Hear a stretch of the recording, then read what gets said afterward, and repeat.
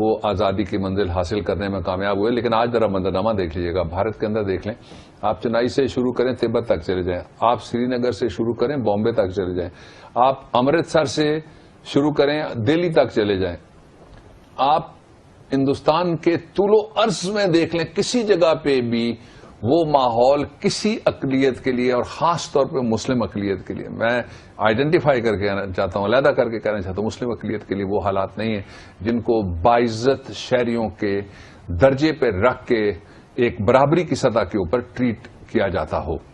صحیح.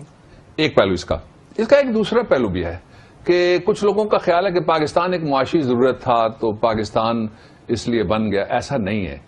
پاکستان کو بنانے والے دو, خاص طور پہ دو رہنما, حضرت علامہ ڈاکٹر سر محمد اقبال صاحب اور ہمارے سب کے بابائے قوم, ہمارے بابا قائد اعظم علیہ رحمت.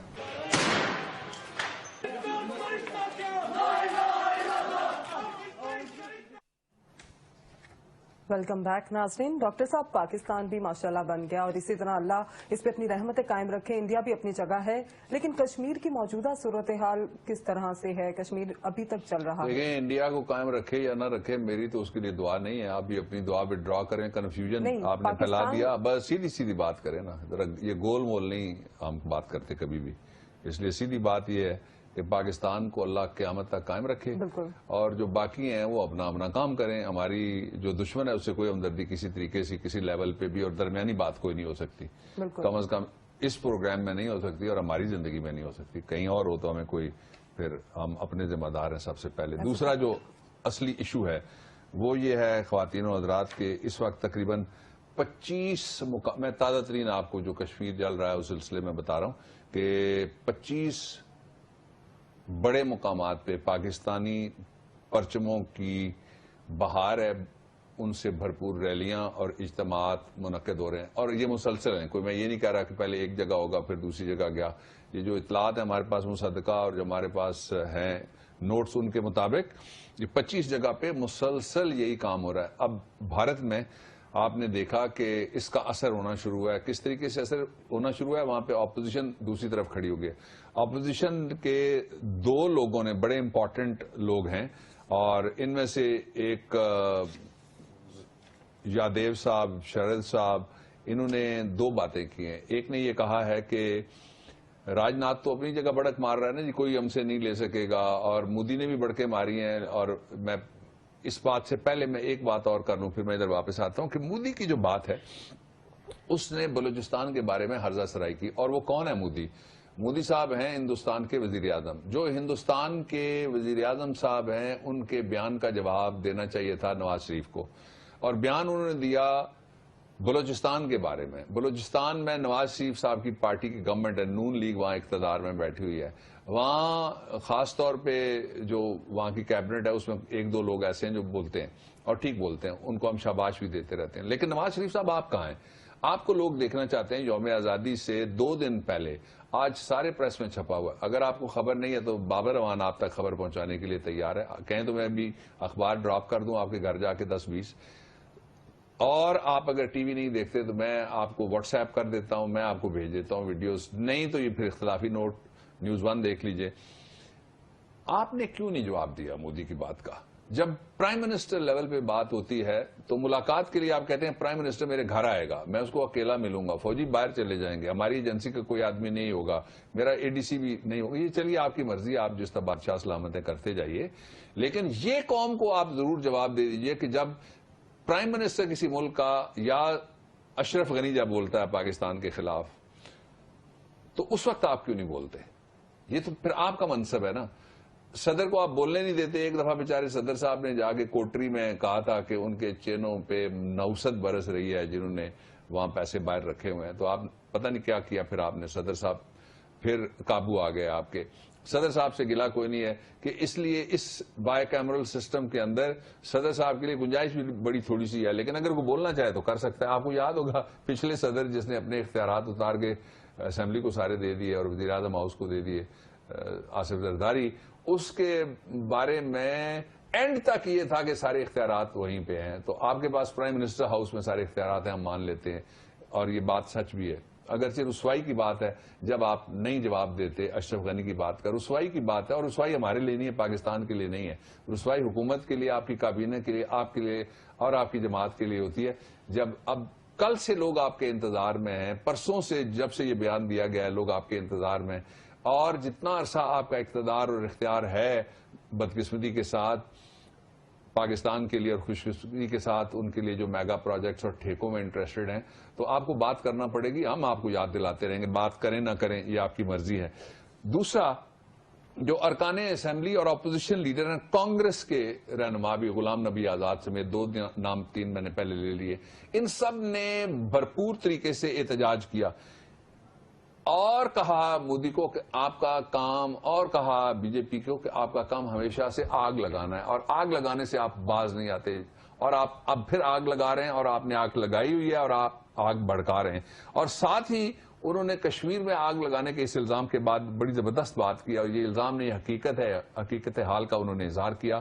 وہ یہ انہوں نے کہا کہ جناب دیکھیے اس وقت جو پیلٹ گن جس سے آپ مار رہے ہیں نا لوگوں کو, وہ گولی سے زیادہ خطرناک ہے. گولی سے, اس لیے انہوں نے یہ محاورتاً کہا, پھر ساتھ انہوں نے اپنی کریکشن بھی کر لی کہ گولی سے تو جو مر جاتے ہیں نا وہ اس دنیا سے ایک بہتر دنیا میں چلے جاتے ہیں. اقبال صاحب کا ایک شعر ہے جس میں انہوں نے کہا تھا کہ موت کو سمجھے غافل اختتام زندگی, ہے یہ شام زندگی صبح دوام زندگی. ایک دوامی زندگی کا آغاز ہوتا ہے موت کے بعد, اس لیے مومن موت سے ڈرتا نہیں ہے. اور انہوں نے کہا کہ یہ جو پیلٹ گن ہے اس سے زیادہ خطرناک آپ کام اور کوئی نہیں کر سکتے. اور ساتھ انہوں نے یہ کہا کہ لوگوں کو اگر مارنا ہی آپ تو گولی سے سیدھا ماریے, یہ ساری زندگی کے لیے لوگ محتاج ہو رہے ہیں. ہم نے آپ کو فوٹیجز دکھائیں کہ کس طرح بچوں کے عورتوں کے چہرے کس طرح سے انہوں نے برباد کر دیے, اور ان کے اندر آگ لگی ہوئی ہے, ان کے اندر زخموں سے وہ چھلنی ہیں, آنکھیں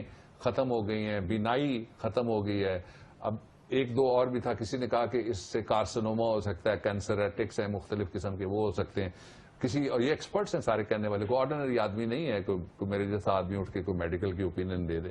تو انہوں نے ساتھ ایک اور بھی بات کی زبردست قسم کی, اٹھ کے کہا کہ جناب اس سے جو ہارٹ کے فیلور کے اور کارڈیک ڈیزیز کے کیسز ہیں وہ بھی پیدا ہوئے. پتہ نہیں وہ کس طرح کی, اور کہاں ہے دنیا جو تلاش کرنے گئی تھی عراق میں کہ یہاں لوگوں کے خلاف کیمیکل گیس استعمال ہوئی ہے, جو سیریا میں گیس ڈھونڈنے کے لیے دنیا کا ہر دیگچا اور ہر دیگچی اور ہر بم اور ہر کنٹینر چیک کر چکے ہیں. وہ کیوں نہیں چیک کرتے کہ یہاں پہ اس کے اندر, اس پیلٹ گن کے اندر وہ کون سے کیمیکلز ہیں جن کے ساتھ بنے ہوئے یا جن میں بھیگے ہوئے یا جن کے ساتھ امبارڈڈ پیلٹس چھر رہے ہیں, چھوٹی گولیاں جو نکلتی ہیں تو لوگوں کو جا کے لگتی ہیں. اب ایک اور اضافہ جو ہوا ہے اس تحریک آزادی کی مہم میں, وہ مقبوضہ کشمیر میں ڈاکٹرز وہ بھی ہڑتال پہ نکل آئے, اور اس کے ساتھ موبائل فون, انٹرنیٹ وغیرہ اس وقت دنیا میں 2 ملکوں میں ساری جگہ پورا قابو اور پابندی ہے. بڑی بدقسمتی کی بات ہے, ایک اسلامی برادر ملک ہے جہاں پچھلے دنوں بغاوت ہوئی تھی, نام میں نہیں لے رہا جان کے, اور دوسرا مقبوضہ کشمیر ہے جہاں پہ اس طرح کی صورتحال ہے. دنیا میں کسی جگہ پہ بھی باقی اس طرح کی پابندی نہیں ہے. جہاں آٹوکریٹک گورنمنٹس ہیں, کوئی مذہبی پاپائیت والی گورنمنٹ ہے, کسی کا بادشاہ مختلف نام لے کے بیٹھے ہوئے, تو اس جگہ پہ ایسا ہے. پچھلے 35 روز میں ہلاک ہونے والے لوگوں کی تعداد جو رجسٹرڈ اموات ہیں وہ 83 ہیں, لیکن آزاد ذرائع کہتے ہیں یہ 100 سے تجاوز کر چکی ہیں.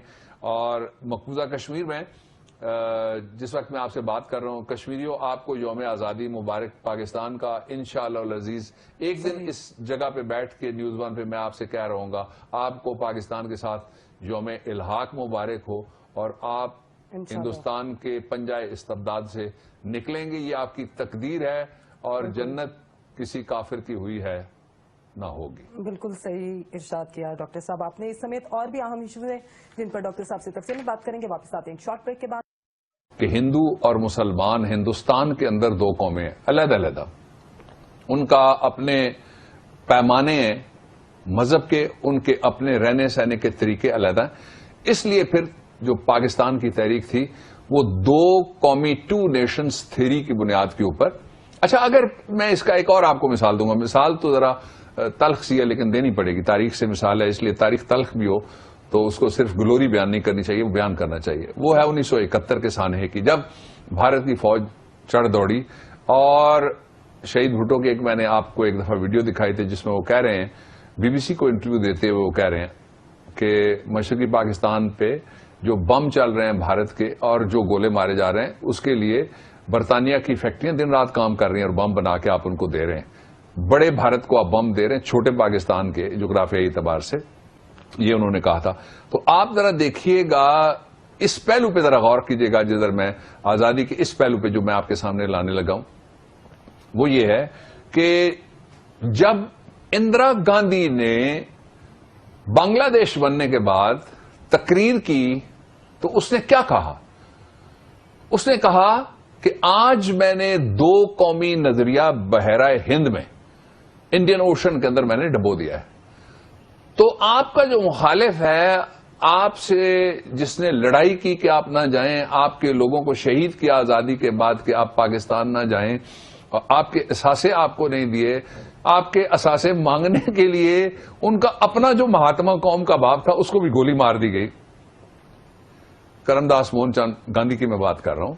تو آپ اس سے اندازہ لگا سکتے ہیں کہ جو آج پاکستان میں ایک نہیں 3 عہدے، ایک نہیں 10 مراد، ایک نہیں پورا خاندان، وہ پاؤں تک نہیں، گھٹنے تک نہیں، پیٹ تک نہیں، ناف تک نہیں، چھاتی تک نہیں، ٹھوڑی تک نہیں، مونچھ تک نہیں، ناک تک نہیں، بلکہ آنکھوں تک مفادات میں پاکستان کے مال میں ڈوبے ہوئے ہیں. جب وہ کہتے ہیں کہ 2 قومی نظریہ تو کوئی شے ہی کوئی نہیں تھی، تو بھارت بڑا اچھا ہے اور پاکستان بہت برا ہے، تو ان کے لیے تو خسارے کا سودا ہو گیا.